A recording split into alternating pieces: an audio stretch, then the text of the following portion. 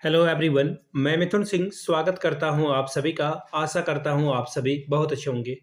Vinoba Bhave BEd semester third के previous year question paper को हम लोग देखते हैं। पेपर का नाम होगा पेडागोजी ऑफ हिंदी। पेपर ये आपका 1 है। सेशन था आपका 21-23 का। आगे बढ़े उससे पहले मैं आपको बता दूं, पिछले 5 साल के जितने भी प्रीवियस ईयर क्वेश्चन पेपर हैं, सारे क्वेश्चन पेपर की पीडीएफ आपको 49 रुपये में प्रोवाइड कर दी जाएगी, ताकि आप अपनी तैयारी ठीक ढंग से कर पाएं।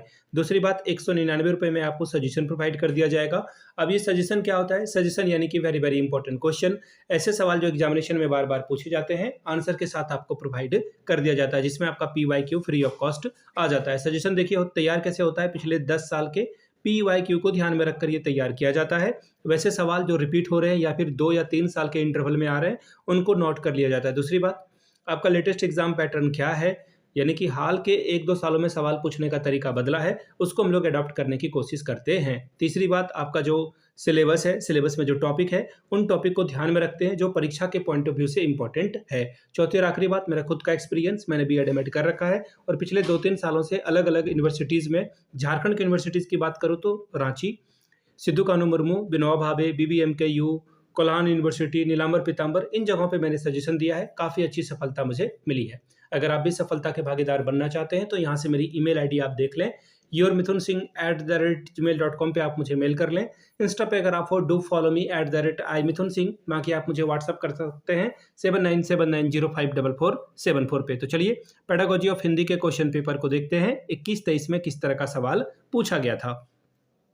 यहाँ से आप देख पाएंगे पेडागोजी ऑफ हिंदी का ये पेपर 21-23 सेशन का ये पेपर है। फुल मार्क्स है 40 का। समय मिला था 1.5 घंटे का। 40 में अगर आप 18 लाते हो तो इस पेपर को आप क्वालिफाई कर जाते हो। चलिए अब ग्रुप ए की ओर बढ़ते हैं। खंड ए या ग्रुप अ बोलो आप। वस्तुनिष्ठ प्रश्न है। 4 सवालों का जवाब, 4 में से कोई एक सवाल का जो है सही आंसर आपको ढूंढना है। 4 ऑप्शन में से कोई एक ऑप्शन को, और करेक्ट आंसर के लिए आपको 2-2 नंबर मिलेगा। पहला है, कविता शिक्षण का मूल उद्देश्य नहीं है। ध्यान रखिएगा, नहीं बोला गया है तो नहीं क्या हो जाएगा, तो देखिए शब्द भंडार में वृद्धि, रसानुभूति, फिर है सौंदर्य बोध या फिर भावानुभूति। देखिए भावनात्मक कविता में ही आता है, सौंदर्य भी कविता में ही आता है और रस भी कविता में ही आता है। तीनों ऑप्शन आपका सही है, लेकिन शब्द भंडार करने की नियत से हम कविता नहीं पढ़ाते हैं, तो ये ऑप्शन आपका गलत है, लेकिन आपसे गलत ही चुना गया, तो ऑप्शन नंबर 1 आपका सही होगा। आगे बढ़ेंगे अगले सवाल की ओर। हार्वर्ड की पाठ योजना प्रणाली के कितने सोपान हैं? तो देखिए हार्वर्ड की पाठ योजना में टोटल 5 सोपान हैं। याद रखिएगा कितने हैं? 5। यानी कि आंसर आपका क्या हो जाएगा? ऑप्शन नंबर 2 हो जाएगा। जिन्होंने भी टिक किया है उनका गलत है ये। अगला सवाल, अभिक्रमित अनुदेशन की अवधारणा निम्नलिखित अधिगम सिद्धांत की देन है। जो अभिक्रमित अनुदेशन है उसकी अवधारणा कैसे आई है, किससे आई है बनकर, ये सवाल आपसे जो है पूछा गया है।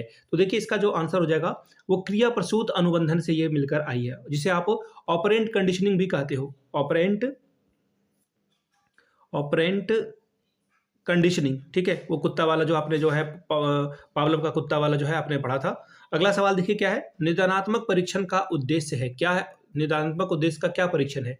समस्या का समाधान करना, समस्या के कारणों की पहचान करना, शैक्षिक उपलब्धि का पता लगाना या फिर शैक्षिक प्रक्रिया का मूल्यांकन करना। तो देखिए इसका जो आंसर होगा, समस्या के कारणों की पहचान करना, कि समस्या किस किस कारण से आ रही है, यह आंसर आपका सही होगा। ऑप्शन नंबर 2 करेक्ट हो जाएगा। आगे बढ़ेंगे अगले सवाल की ओर। अगला सवाल देखिए क्या है आपके सामने। चौथा हो गया, 5वां है ना, वेट अ मिनट। ऑब्जेक्टिव 5 होने चाहिए, यहाँ पे 4 दिख रहा है। 5वां ऑब्जेक्टिव, हाँ ये रहा, ये बड़ा सा सवाल था ना।